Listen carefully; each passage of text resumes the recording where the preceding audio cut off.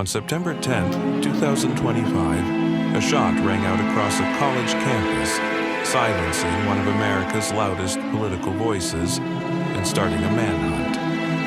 But 3 months later, the chilling reality of this crime is now on full display. On December 11th, Tyler Robinson, the 22-year-old accused of the aggravated murder of Charlie Kirk, made his first in-person court appearance.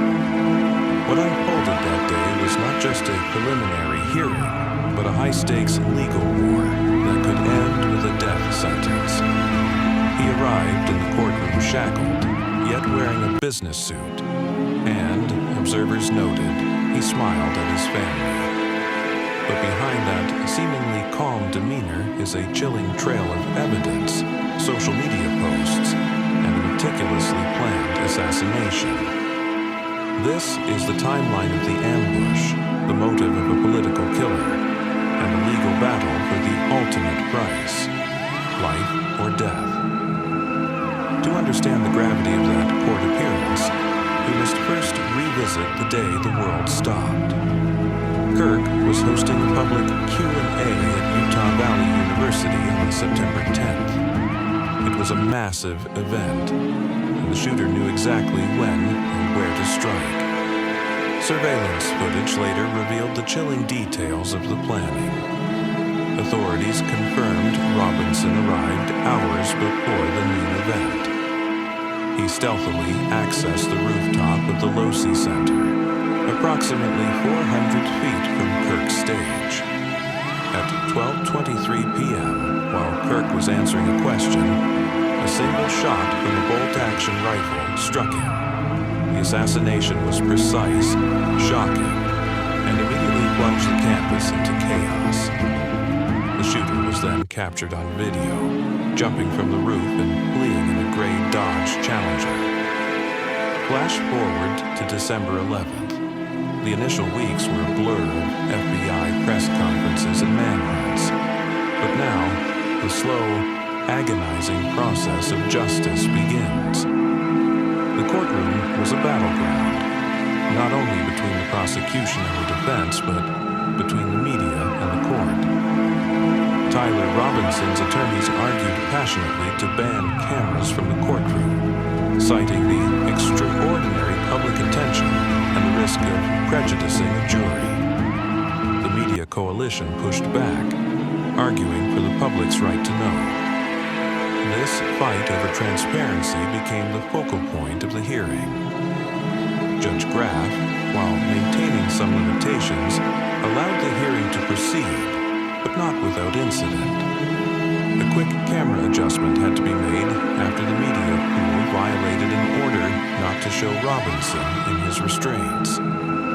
This underscores the almost unprecedented pressure this case is under. The prosecution has made their intentions clear. They are seeking the death penalty for Robinson. With a plea not yet entered in the next major ruling due on December 29th, this is only the beginning of a case that will define political crime for a generation. But the biggest question remains: what was the true, complete motive behind this calculated act? The biggest question hanging over the case and the public debate is motive. Prosecutors allege Tyler Robinson's motive was purely political, rooted in his increasing anti-conservative views. His mother, according to court documents, told investigators her son had become more pro-gay and trans rights oriented over the last year. But the true evidence of his intent was found in his own words. Hours after the shooting, Robinson appeared to confess in a text message to his romantic partner. He wrote, "I had enough of his hatred. Some hate can't be negotiated out." This text, found by investigators, became a key piece of the prosecution's case. Furthermore, Robinson allegedly left a confession note at his residence, confirming his plans to kill Kirk. Though the physical note was destroyed, forensic evidence confirmed its contents, which detailed his intent to take the shot. But the rabbit hole goes even deeper. Robinson was described by friends as terminally online, spending much of his time on platforms like Reddit and Discord. He left behind a bizarre, nihilistic digital trail that has puzzled investigators. Shell casings recovered with the rifle were found to have strange, meme-like engravings. Hey, fascist, catch, and references to gaming culture. This strange blend of political extremism and internet trolling is what modern investigators call the messy nature of radicalization. It's a performative online culture blurring the lines of traditional terrorism and encouraging lone acts of violence. While the prosecution builds its case on Robinson's confession texts and DNA evidence, an entirely different narrative is dominating social media. Conservative commentator Candace Owens, a close associate of Kirk, has turned the case into a public battleground, stating plainly, "I do not believe Tyler Robinson killed Kirk." Owens rejects the official story that Robinson was a disturbed lone actor. Her claims range from highly speculative to explosive. She has questioned the integrity of the FBI's photos, suggested a woman was seen with the shooter but omitted from the official record, and even alleged that Kirk predicted his own murder the day before.